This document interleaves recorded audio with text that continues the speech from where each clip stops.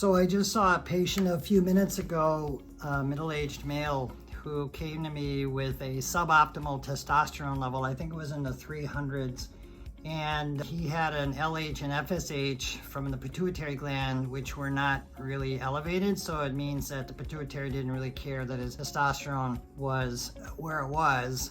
It was technically normal. So when he saw his doctor said, "Oh, you're within range, basically, see you later," even though he was in the 300s. So I decided to put him on clomiphene citrate, or brand name Clomid. This is the stuff that they give to women to help them get pregnant.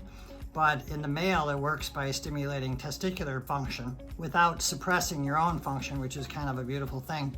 So his results after being on a relatively low dose of Clomid, I think it was 25 milligrams 3 times a week, and his testosterone went up to 930, and his free testosterone went to the top of the normal range, and he's feeling better. And so it just bothers me when patients are told that, you're in the normal range, so you're fine.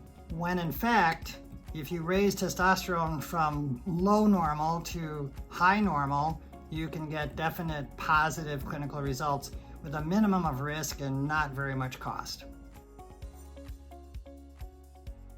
Hi, Dr. Saxena here, Chief Medical Officer at Form Health. Thanks for visiting our channel. Make sure to subscribe to get the latest insights and information on functional and integrative medicine.